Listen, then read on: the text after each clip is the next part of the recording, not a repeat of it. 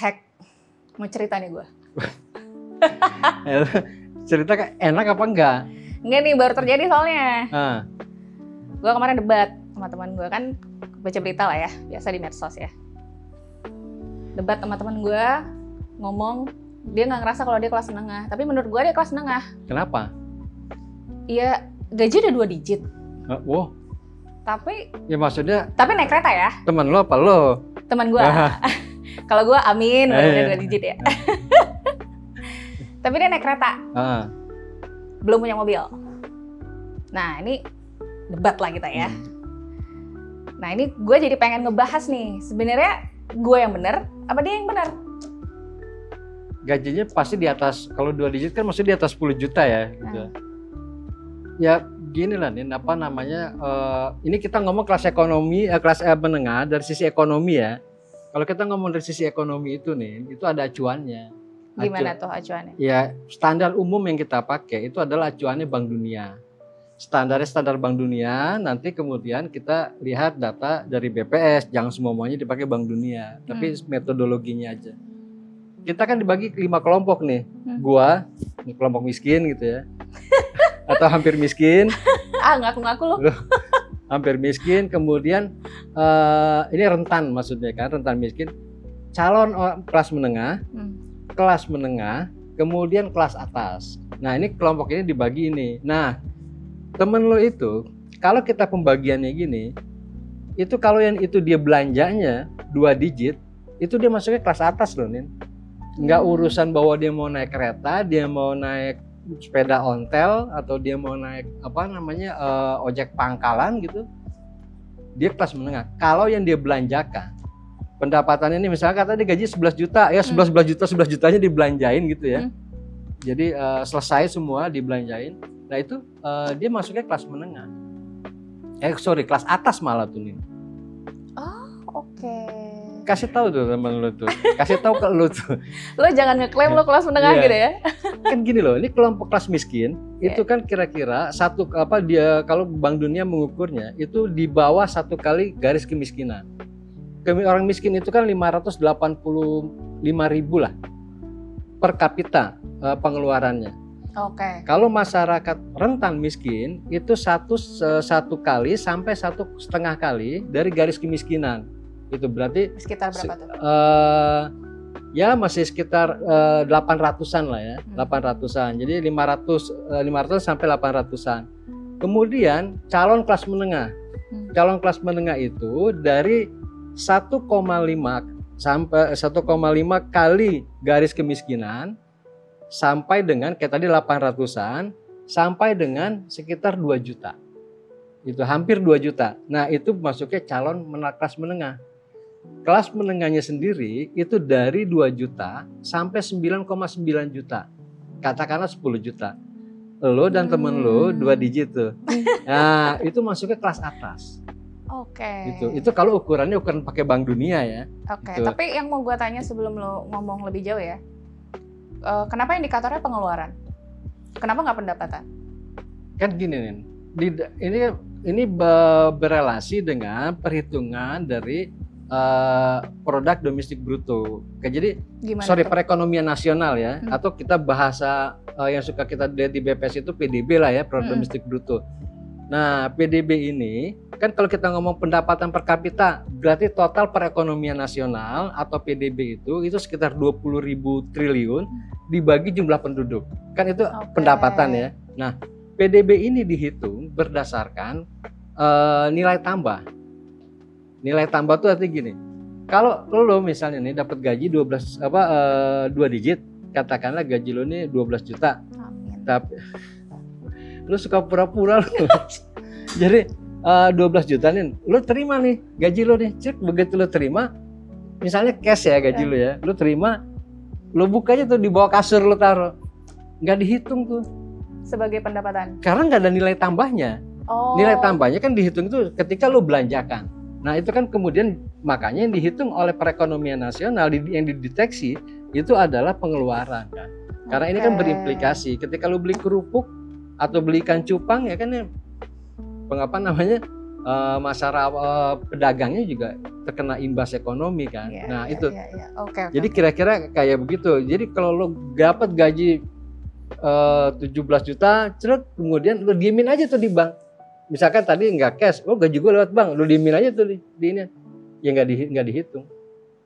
Oke. Hitungnya DPK ya, kalau itu diperbankan DPK, tapi ya itu terlalu jauh lah. Nanti kita bahas sendiri lah soal DPK dan suku bunga itu. Episode lain lah ya. Gitu. Nah kira-kira gitu. Yang dihitung itu adalah ketika uang itu lo gerakan atau bisa dia menjadi memberikan nilai tambah. Itu lo belanjakan kan artinya kalau nilai tambahnya itu. Oke, terus kalau bicara kelas menengah nih kan beberapa bulan belakangan ya, kalau koreksi kalau gue salah ya. Ini kopi lo yang bikin ya? Bukan gue. Bukan. Mas Boncu. Tolong diedit nanti. Enak kopinya Boncu. Kalau gue baca beberapa berita yang bergulir belakangan ya, kan kayak Kompas sempat bikin berita juga soal kelas menengah tuh yang kemudian banyak yang turun. Jadi apa istilahnya aspiring middle class. Sederhananya calon kelas menengah. Calon kelas menengah. Lama-lama kayak World Bank juga loh.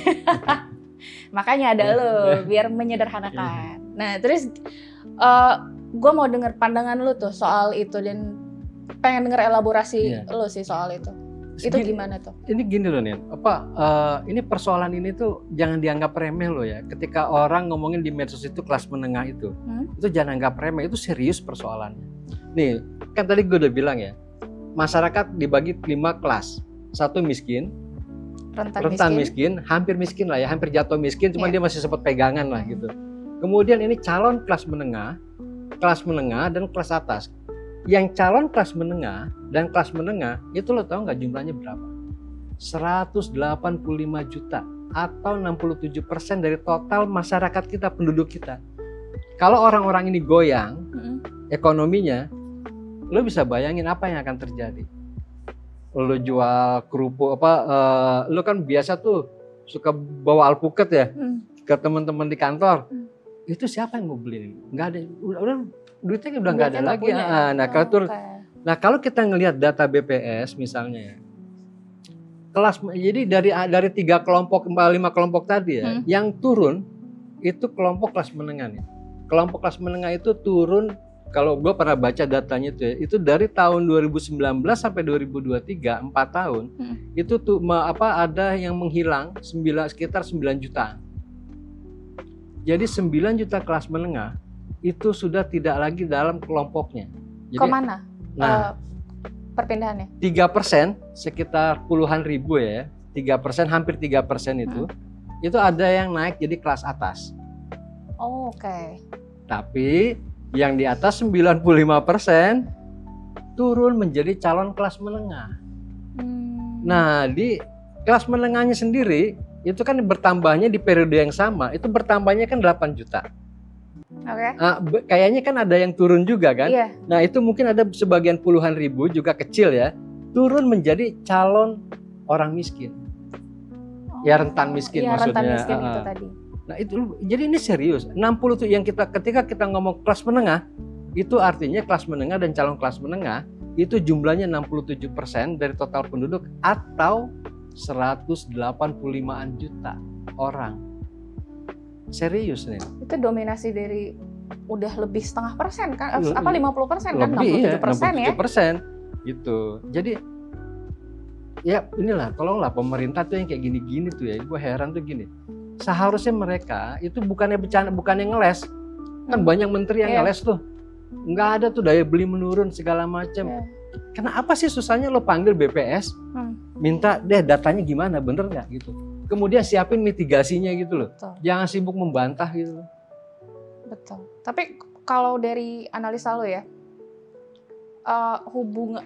apa hubungannya antara kelas menengah turun ini dengan situasi perekonomian, terus atau angkatan kerja, atau ada nggak hubungan? Ini kan gini, menurut gue tuh memang kelas menengah tuh kan rentangnya terlalu besar ya Din ya. 2 juta sampai 10 juta, sampai 9,9 atau 10 juta lah ya. Nah ini yang di bawah ini, yang 2 juta, 3 juta, ini kan memang sensitif terhadap perubahan. artinya tekanan ya, tekanan ekonomi. Nah, kenapa mereka tuh sensitif?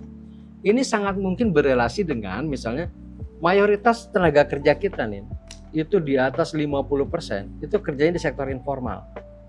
Sektor informal itu nih, kayak gua, tapi gue bayar pajak ya, bisa dipotong. Jadi umumnya biasanya nggak bayar pajak, kayak tukang cilok gitu ya, segala macam, atau dia bekerja dibantu oleh orang yang juga tidak tetap. Nah, kemudian selain itu dia tidak dapat perlindungan dari pemerintah. Nah, ini dan pendapatannya nggak pasti kan? Nggak pasti. Nah, itu yang paling penting, itu pendapatannya nggak pasti. Jadi orang-orang inilah mayoritas tenaga kerja kita itu ada di sini nih. Gitu. Nah, jadi ya sensitif memang lah. Lihat kita terakhir banyak PHK. Gitu. Dari pabrik-pabrik yang tutup ya kan gelombang PHK besar banget ya. Nah, bisa jadi ya karena itu juga tuh.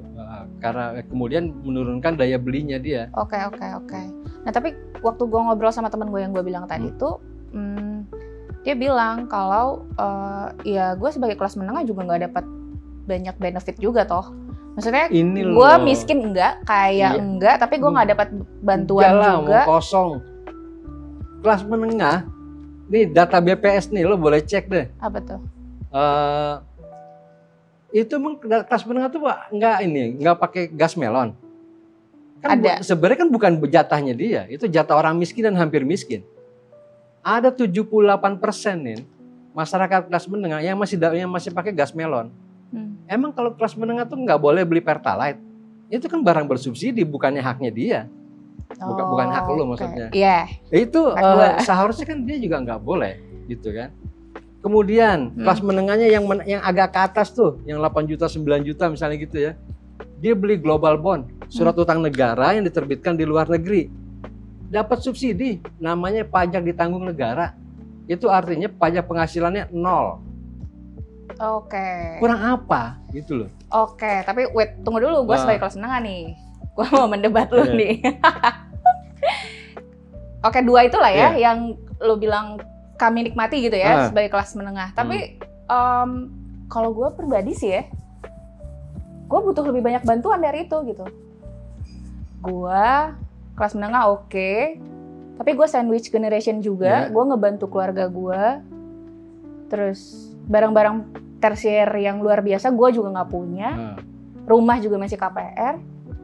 Ya gue butuh juga insentif itu dari pemerintah, tapi itu kan nggak ada.